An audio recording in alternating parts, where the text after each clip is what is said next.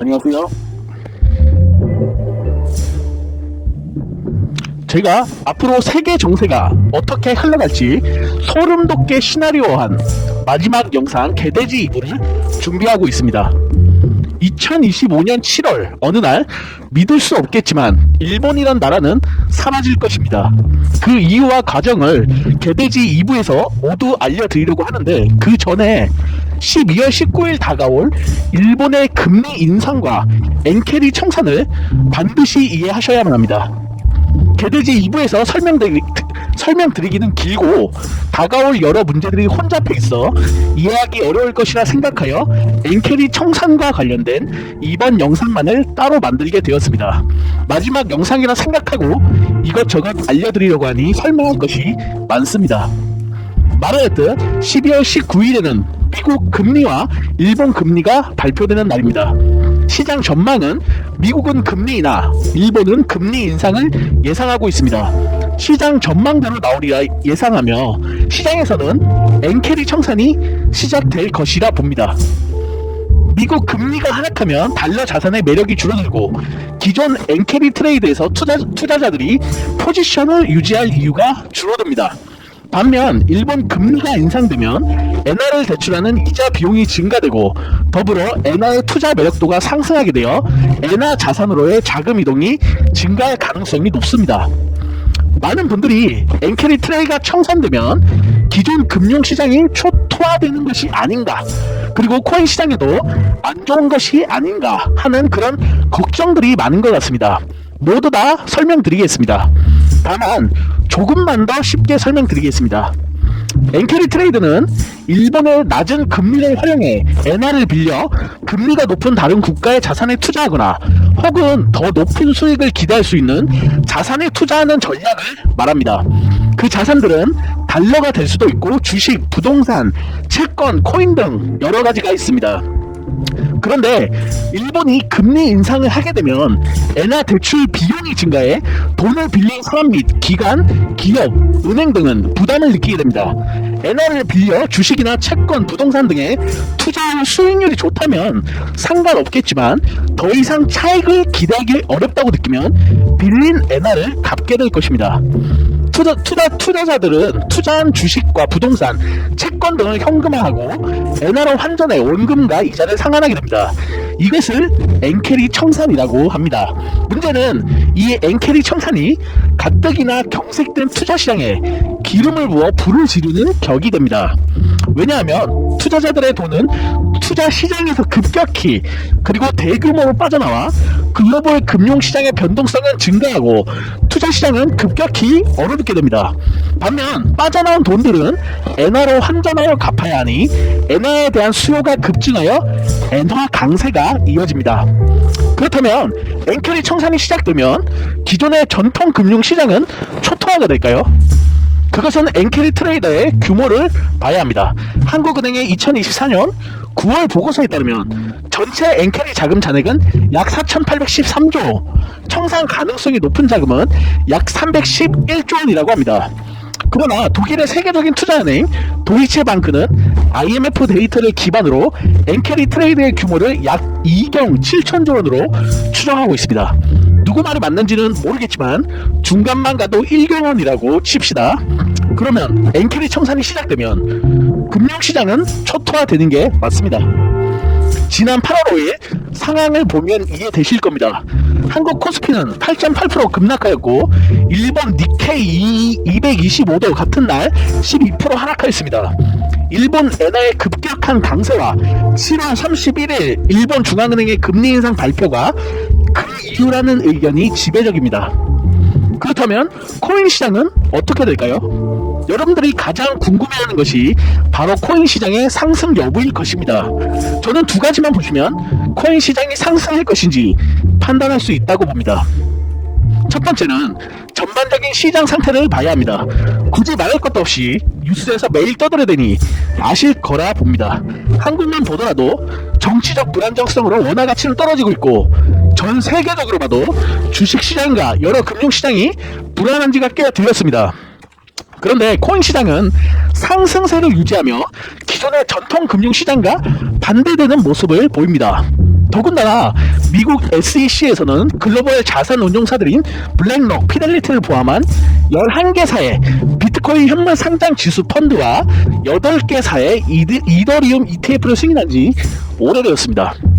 이로 인해 투자자들은 증권사를 통해 직접 암호화폐에 투자할 수 있게 되었으며 기관 및 개인 투자자들의 접근성이 높아져 이미 암호화폐 시장에 상당한 자금 유입이 이루어졌습니다.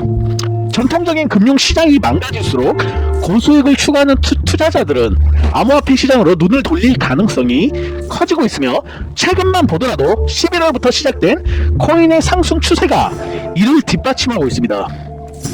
전반적인 시장 상황이 코인에 투자하기 좋은 여건이 만들어지고 있다는 것이 코인 상승의 첫 번째 조건이며 여기에 딱 하나 도화선만 짚어진다면 그야말로 규제 전 코인의 마지막 대불장이 시작된다고 100% 확신할 수 있습니다. 그것은 암호화폐를 실제 결제용으로 사용한다는 무언가의 발표입니다. 예를 들면 이런 것들입니다. 머스크가 X.com의 암호화폐 결제 시스템을 전격 도입하고 이를 테슬라와 같은 기업의 생태계와 연동시킨다면 대중과 기관의 관심을 끌면서 코인 시장의 유동성을 끌어올 가능성이 높습니다. 마찬가지로 애플 같은 대형 기업이 암호화폐 결제를 애플페이에 통합한다고 발표하면 단기간에 암호화폐 수요를 급증시킬 수 있는 아주 좋은 재료가 될 것입니다. 그러나 이것은 순서가 매우 중요합니다. 미 연준에서 패드 나우를 본격적으로 시작한다고 먼저 발표가 나면 위에서 말한 재료들과는 반대로 코인 버블의 대하락 재료가 될 것입니다. 그 이유는 패드 나우는 미국 달러를 스테이블 코인 USDC를 통해 실시간 결제 시스템에 결합시키며 글로벌 디지털 결제 시스템의 표준으로 자리 잡을 가능성이 매우 높습니다. 이것은 정부가 디지털 결제 및 금융 시스템을 통제 및 규제하려 한다는 신호로 해석될 수 있고 이로 인해 기존 암호화폐 시장에서의 탈중앙화 가치에 대한 신뢰가 흔들릴 가능성이 있습니다. 특히 패드나우의 안정성과 규제로 인해 수많은 코인들이 상폐당할 위험이 있으며 실제로 패드나우의 규제가 바이낸스와 테더, USDT의 투명성 부족을 지적하면서 사용을 제한한다면 이것은 그야말로 기존 코인 시장에 버블이 터지는 대하락 재료로 쓸 가능성이 매우 높습니다. 이것은 실현 가능성이 매우 높은 재료로 미국은 USDC와 코인베이스를 선택했기 때문에 그 라이벌격인 테더와 바이낸스를 죽이는 것은 어쩌면 당연한 수순일지도 모릅니다. 그때는 이미 전 세계의 자본이 코인으로 몰린 꼭대기의 구간일 것이며 이로 인해 전 세계에 엄청난 자본이 삭제되는 그들이 원했던 계획대로 진행되는 것입니다. 제가 위에서 순서가 중요하다고 말씀드렸습니다. X.com 같은 재료가 먼저 나온다면 이것은 전 세계 자본을 코인에 태우는 미끼로 이것으로 코인 대불장이 시작되는 것입니다. 제가 세력 입장이 되어 곰곰이 생각해봤습니다. X.com을 먼저 발표할까? 아니면 패드나우 발표를 먼저 할까? 코인을 먼저 하락시키고 상승시킬까? 아니면 코인을 먼저 상승시키고 하락시키고 새로 시작할까? 어떤 게 그들에게 더 이득이 될까? 정말 머리가 뜨거워지도록 생각을 해보았습니다.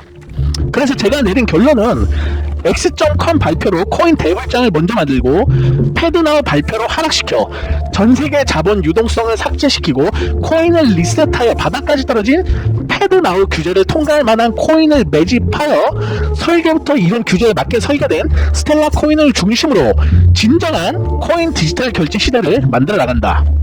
이런 결론이 나왔습니다.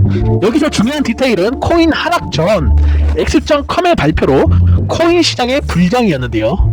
코인 시장 불장을 일으킨 X.com의 이미지는 대중에게 매우 좋게 각인되지만 코인 시장 하락을 일으킨 패드나우의 규제는 이젠 정부를 믿을 수 없고 그들이 믿는 중앙화 시스템도 배척당하는 계기가 될 것이므로 이로 인해 대중에게 코인 상승을 일으킨 좋은 이미지가 있는 탈중앙화 시스템 X.com과 여러 탈중앙화 거래소들을 중심으로 탈중앙화 코인들의 불장이자 실사용 시대가 올 것입니다. 이는 중앙화 시스템에 실망한 전세계 탈중앙화 지지자들의 열렬한 환호와 성화를 받아 암호화폐 시장 전반에 새로운 활기를 불어넣게 될 것입니다. 그리고 패드나우가 비트코인의 위치를 약화시키는 이유를 말해보겠습니다. 비트코인은 투자자나 암호화폐 지지자 등의 특정 사용자들에 의해 주로 사용되지만 패드나우는 비트코인을 잘 모르는 모든 사용자를 대상으로 서비스가 확장됩니다. 게다가 기능적으로 비슷하면서도 정부가 보증하는 더 신뢰할 수 있는 결제 시스템을 제공하면 그것을 이용할 확률이 높습니다.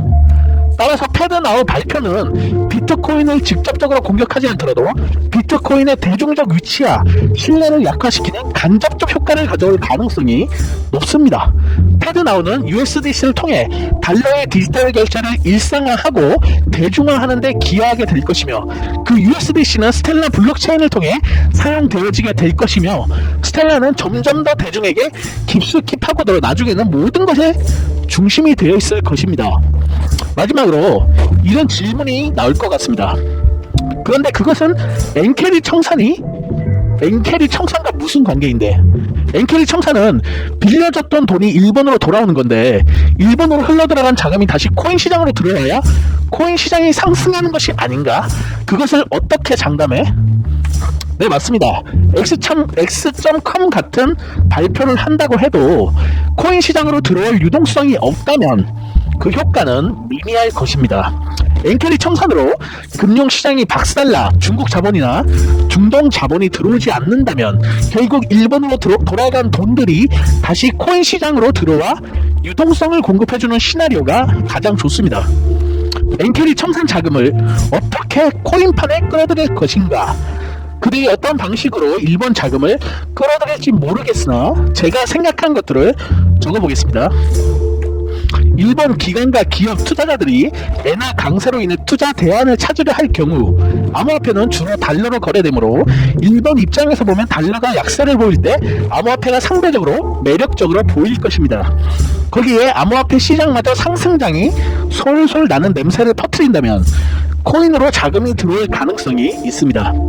게다가 일본의 현금 사용 비중이 높고 디지털 결제와 블록체인 기술을 도입하는데 속도가 느렸던 국가 중 하나입니다. 하지만 최근 일본 정부는 디지털 경제로의 전환을 가속화하려는 정책을 추진하고 있습니다.